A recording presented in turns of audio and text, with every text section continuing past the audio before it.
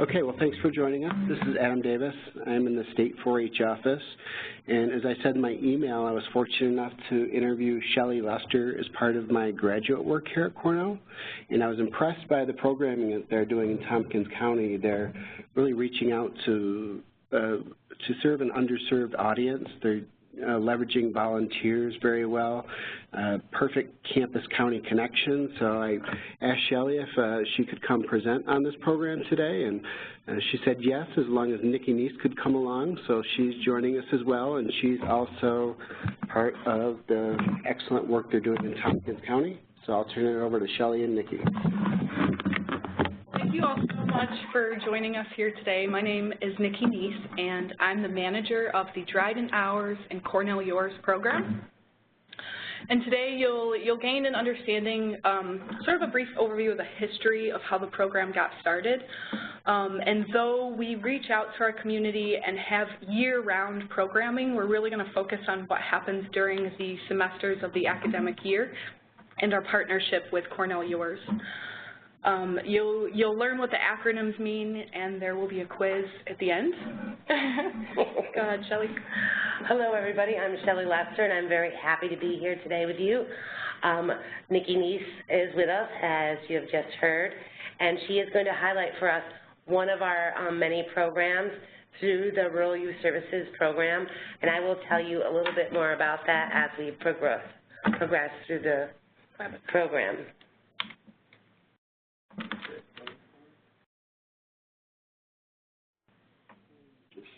Try it again? Yeah. There we go. So this is sort of a guideline. There was a young woman named Jessica Houle who grew up in Congers Mobile Home Park in Freeville, New York. And she just was a wonderful, neighborly person, and when she became a student at Cornell University, it just was really opened her eyes up to how there were resources and her wonderful experience. She wanted to inspire other young people in her community to continue their education and to develop a love for learning. So she actually started the program in her parents' backyard at Congers Mobile Home Park. So she would provide after-school activities and some snacks for them. I think at a certain point, I don't know how many participants, but it, became overwhelming, and she realized that she needed support, more volunteers, more funding, and more resources. But first of all, she needed a name for who she was and who she was partnering with and what it was that they were doing. So she branded the program with the words ours and yours. And really, she made a constitution for the program, and she really just went deep into what were the core values that she wanted to give to her community. So she wanted to provide opportunity, understanding, respect, and opportunities for success for the young people living in Congers Mobile Home Park. And she developed Yours, which is a student body of youth, providing youth outreach, and they're all undergraduates who are reshaping success. So there we have ours and yours. It became a 4-H club at the Cornell Cooperative Extension for about a year with wonderful success, and then eventually Rural Youth Services at the Cornell Cooperative Extension invited them to the team, and that is, we're part of that program today. And Shelley can tell you a little bit more about Rural Youth Services and how we fit into that bigger picture. So this is the 10th year of Yours and Ours programming, and Rural Youth Services is a component of the 4-H Youth Development Department. We do, as I mentioned before, we serve all municipalities in Tompkins County, with the exception of Newfield, where we provide them with youth development programming that takes place during the school year, during weekends, school breaks, and summer. We have quite a gamut of different programming that we provide. One of the benefits for Jessica for joining us was our funding sources. The town of Dryden supports the Hours program, as well as another program that we have in the Dryden Middle School.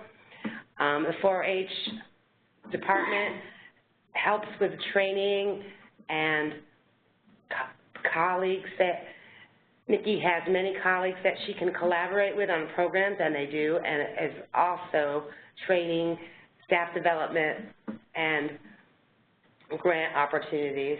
One of the most really important aspects of the Dryden Hours and Yours program is that this program provides transportation to all its participants for every program. So participants are picked up from their home in the 3 mobile home parks and brought to 4-H acres, and then they are returned back to their home. And many times if we have events that are not at 4-H acres, the same is true for that. And that really helps the success of the program, as transportation was one of the huge barriers for these folks in participating. Great. So this can just, here's some logos here to sort of paint a picture of how there's a partnership. And we really go beyond this in a lot of facets too, but this is just the focus of the webinar today. So we have, you know, rural youth services with county youth services and the town of Dryden, and then all the way to the left is actually the Yours logo. So I believe, you know, one of the main reasons that we were invited here today is because Yours is such an impressive group of volunteers. They have their own self-governing body.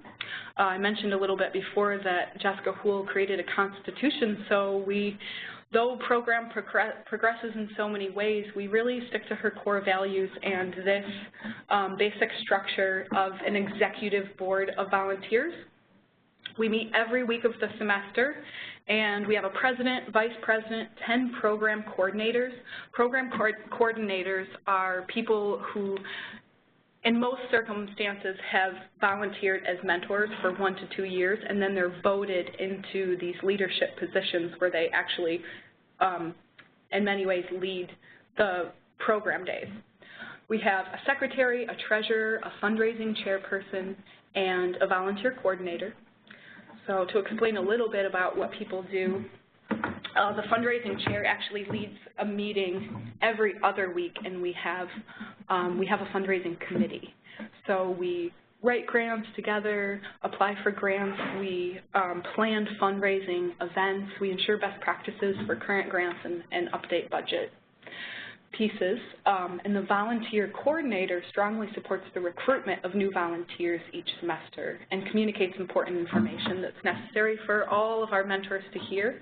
So we'll talk a little bit more about how we recruit volunteers. So as I said, our volunteer coordinator heads a lot of this, but it really takes the whole executive board to make all of this happen. At the beginning of the semester, we participate in Club Fest, so we have info sessions during orientation week in Barton Hall. We also Yours tables in a couple of places, North Campus at our PCC, which targets freshmen, and then from what I understand, almost everyone walks through Ho Plaza, and we have tables there as well for the first couple of weeks when school starts in the fall. Really how we reach out as much as we do, and we had about close to 100 volunteers for the 2014-2015 year, and it's word of mouth. It's just so much of it is word of mouth. And the event that's pictured here was a Friday program where we invited the Hours participants and their mentees on campus. Here we're on the Art Squad, and we partnered with a business fraternity as part of one of their outreach events. So we did some fall festive crafts, we had a bake sale, and we really spread awareness about our program, and we even recruited a couple of new volunteers that day. Some events that you can look forward to in the fall. First time event will be a big kickball tournament, and you'll get to hear more about that. A lot of students who are on the executive board will also reach out to their professors, and they'll use a little bit of classroom time at the beginning of the semesters to hand out information about our programs too. We do have a handful, I believe I had 6 students who were part of the Art of Teaching class, but really it's word of mouth, and we have people from all over the world and studying all different academic areas here at Cornell. Some numbers that I put together, if you add up the hours that our mentors contribute, that the YORS Executive Board contributes, and then we have a pool of 4-H volunteers that we spend time with in between semesters, so winter, spring, and summer. Pretty impressive number of hours there. New York State actually gives a dollar value to each volunteer hour, which is $26.45. So this number is impressive to a lot of people, but I will definitely say that close to 100 volunteers is worth way more. It's invaluable. You could never really put a dollar value to it at all. We have amazing support, so thank you for everyone who supports us. So sometimes when I tell people, oh, we have close to 100 volunteers, they're, well, how does that fit into a program week? What does that even look like? We have 4-H Acres as our main program site, and we really can fit a lot of people into that building and the beautiful grounds that surround 4-H Acres. So Monday mentoring is our biggest day. That's the day that all of our young people in the 3 mobile home parks are invited to join us on Mondays. It's a one-on-one mentoring. So you can kind of see that each day has a set of program coordinators and a certain number, which is a maximum number of youth that are invited to participate, which is, based on, it changes a little bit year to year just based on what our needs are and van capacity, because we do provide the transportation for each program day. What themes help structure each program day of the semester? There's some stuff that has stayed true, some of those core values developed by Jessica Houle, but really as much as possible, our participants have voice. So program changes all the time based on their interests and their needs and really what creativity our volunteers bring to the table. Monday mentoring, this is like our quintessential Ours and Yours program. Like I said, all of the young people who are participating are invited to this day. They're paired one-on-one with a mentor. And each volunteer commits 1 academic year, but many times people will be in our program for 4 years if they start as a freshman. And here are some faces of people who have really been in the program for a long time. All the way up top, Elena, the first face that you see was one of the YORS presidents of the executive board, and she was paired with her mentee for 4 years. All the way down, our snack captain for that particular Monday, she has been in the program for 7 years. So it's a major overarching goal is to gain long-term participants, and we have many. So another thing that I could talk really a lot about each program day, but one awesome thing that is just important because it's a different model than people are used to seeing in school about Mondays. There's a strong academic component, but the goal is to help young people identify their strengths and really build on the things that they're already good at, the things that they already love. So sometimes we have folks coming in as freshmen in our program, and they think that their position as a mentor is as a tutor, and they try to help them get better at the subjects in school that they're struggling with, but that really comes later.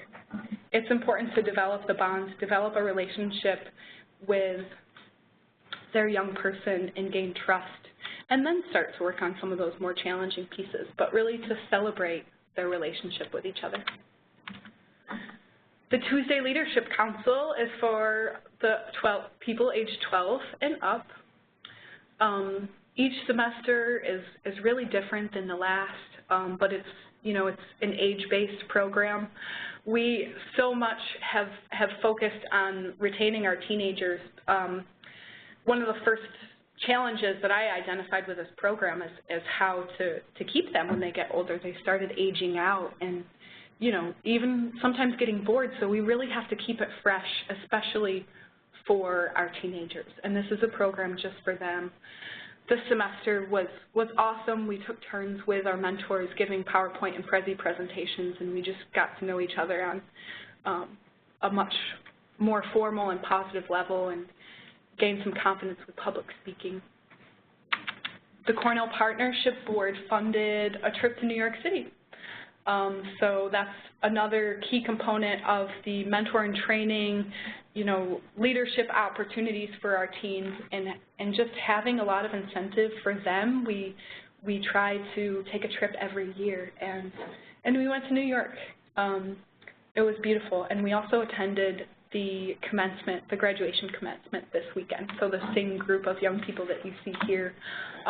We met parents of some of our coordinators and e-board members, and we all just hugged each other a lot, and it was incredibly endearing to meet some of the parents and have them tell us that our program really is something they write home about.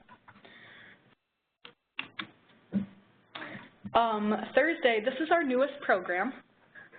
It was actually a super long-term volunteer, and the YOR's president at the time, and this was their brainchild, they identified some barriers to learning, especially around literacy in some of our eldest participants, and they said, well, what if we had a new program day where we could target the younger group and just help them develop some of those literacy skills. And I'd love to delve deeper into the story of how this program has progressed from being a brand new to, in the fall, we'll be entering our 4th semester of it, but we can, if anyone has any more questions about it at the end, we can talk more about this day. Friday, so this is our day just for 10 and 11-year-olds, so you can kind of see that everyone's invited Mondays, and then there's a special day for each age group as well. We took the opportunity to come to Cornell almost every week of the fall semester. Up here we're at the bowling alley, and then in the spring we do a really great cooking program, and we partner with the nutrition department of the Cornell Cooperative Extension, which was just awesome. So just a quick sneak peek into what's happening in the future.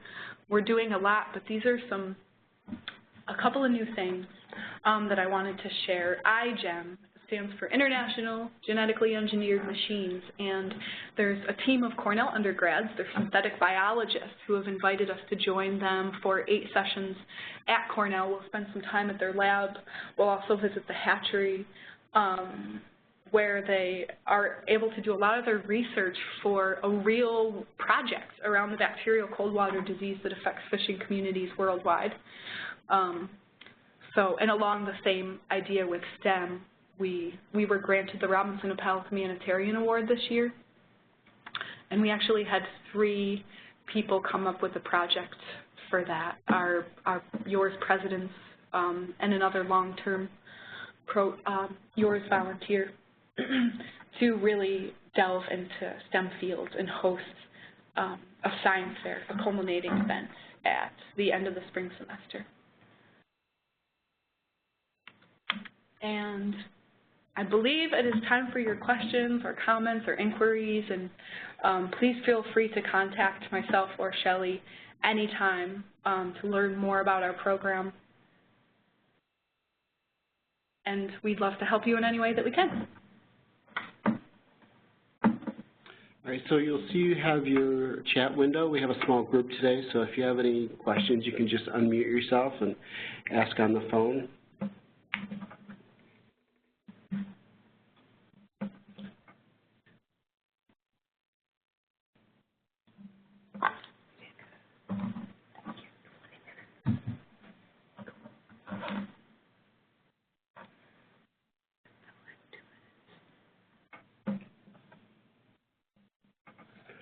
I just have a comment about I noticed that you advertised the program in the Education 2400 Art of Teaching class, and that's actually Jeff Perry. That's who I took my graduate class from this summer, and he happens to be the husband of Rebecca Ireland Perry, our Cortland County Cooperative Extension 4-H educator. Lots of community connections there. That's neat. In the fall semester, we always spend the week before a program doing a training for each program day at our program site. And what I love is going around the circle and asking folks what has inspired them to join our program, and the variety of reasons for joining is really pretty cool. And it's something that struck me as soon as I started managing the program, that the major majority of the Yours volunteers are not doing this for academic credit. Yeah, when I interviewed Shelley, I was impressed with how all the young volunteers that you had. It's pretty unique that you'll have a group that large of young volunteers. And they stay so long. So many of them start as freshmen and stay all the way through their senior year, which is also impressive because we all know how busy life can be as a college student and all the other responsibilities that you have. I think it's also neat that you brought them to Cornell commencement. That gives them a real goal of saying, you know, someday that might be me. Was it Jessica Sewell? What does she do? What is she doing now? She comes and visits us once in a while, and she was here the year before last. She was blown away at just how far we've come. And she was in a transition in her life. She just graduated from a graduate program. I forget the details, but she was off on an adventure to go mountain climbing in a couple of different places in the U.S. So she was on her way to explore. She visited each program day and donated some resources to us. And she checks in every now and again. Yeah, we're hoping to get a hold of her this year, because it's the 10th anniversary of Yours and Ours, and it's the 20th anniversary of Rural Youth Services. So we kind of wanted to have a little acknowledgement of that publicly, and just let people know about the great things we've been doing for a very long time. And we really wanted to honor Jessica for all her efforts to make such an amazing program. All right, well, are there any questions or comments from out in the field?